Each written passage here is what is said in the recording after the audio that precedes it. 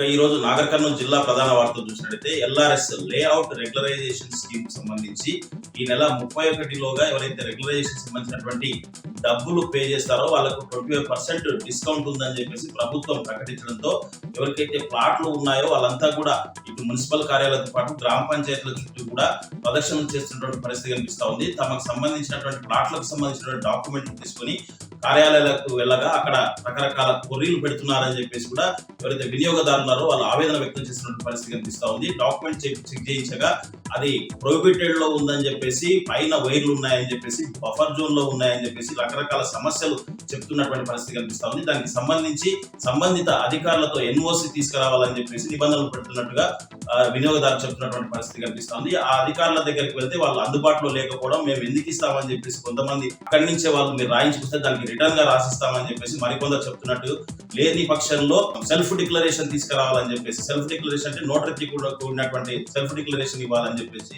చెప్పడంతో సెల్ఫ్ డిక్లరేషన్ల వైపు కూడా ఈ వినియోగదారులు పరుగులు ఎత్తున్న పరిస్థితి కనిపిస్తుంది. అక్కడికి వెళితే 500 రూపాయల దాకా ఖర్చు అవుతుందని చెప్పేసి ఆవేదన వ్యక్తం చేస్తున్నటువంటి పరిస్థితి కనిపిస్తోంది. మొత్తంగా చూసినట్టయితే ఎల్ఆర్ఎస్ సంబంధించి నాగర్ కర్నూలు, కల్వకుర్తి, అచ్చంపేట, కొల్లాపూర్ సంబంధించినటువంటి నియోజకవర్గాల్లో ఒక నియోజకవర్గంలో ఉన్నటువంటి సమస్య మరొక నియోజకవర్గంలో పొంతనం లేకుండా ఉందని చెప్పేసి, ఇక్కడ ప్రాబ్లం సాల్వ్ అయితే మరొక నియోజకవర్గంలో అది సాల్వ్ కావడం లేదని చెప్పేసి కూడా వినియోగదారులు ఆవేదన చెందుతున్నటువంటి పరిస్థితి కనిపిస్తోంది. ప్రభుత్వం టైం బాండ్ పెట్టినప్పటికీ అవగాహన కల్పించడంలో అటు పూర్తి ఎవరైతే ఎల్ఆర్ఎస్ స్కీమ్ గురించి సంబంధిత సిబ్బంది ఉన్నారో వాళ్ళకే పూర్తి అవగాహన లేకపోవడంతో అనేక ఇబ్బందులు ఎదురవుతున్నాయని చెప్పేసి కూడా వినియోగదారులు చెప్తున్నటువంటి పరిస్థితి కనిపిస్తా ఉంది. ఏదేమైనప్పటికీ ఎల్ఆర్ఎస్ స్కీమ్ టైం బాండ్ ఉన్నప్పటికీ అంత గందరగోళంగా ఉందని చెప్పేసి కూడా ప్రజలు ఆవేదన చెందుతున్నటువంటి పరిస్థితి కనిపిస్తుంది. మరొక వార్త చూసినట్టయితే ఎస్ఎల్బిసి టన్నెల్లో ప్రమాదం జరిగి నేటికి 33 రోజులు అవుతున్నప్పటికీ అందులో చిక్కుకున్న 8 మందిలో కేవలం 2 మృతదేహాలు మాత్రమే బయటికి తీశారు.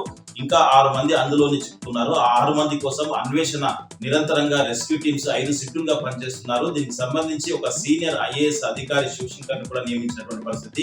ఈ రోజు కూడా వాళ్ళ సమీక్ష సమావేశం ఏర్పాటు చేసి అసలు ఎలాంటి పరిస్థితులు ఉన్నాయి, లోపల రాబోయే పరిస్థితులు ఎట్లా ఎదుర్కోవాలని చెప్పేసి కూడా వాళ్ళు రివ్యూ లో చర్చించినట్టుగా తెలుస్తా ఉంది. దానికి సంబంధించి లోపల ఒక 30 మీటర్ల లోపల అయితే పూర్తి స్థాయిలో డేంజర్ జోన్ లో ఉందని చెప్పేసి, అక్కడికి వెళ్ళాలంటేనే కూడా ప్రమాదంగా ఉందని చెప్పేసి దానికి తగినటువంటి చర్యలు ఏ విధంగా చేపట్టాలని కూడా చర్చిస్తున్నట్టుగా తెలుస్తా ఉంది. దీనికి సంబంధించి లోపల ఎవరైతే ఇంకా చిక్కుకున్నారో వాళ్ళ కుటుంబ సభ్యులైతే తల్లడిల్లుతున్నటువంటి పరిస్థితి కనిపిస్తా ఉంది. 33 రోజులు అయినప్పటికీ కూడా ఇంకా ఆచూకీ లభించకపోవడంతో వాళ్ళు ఆవేదన వ్యక్తం చేస్తున్నటువంటి పరిస్థితి కనిపిస్తా ఉంది.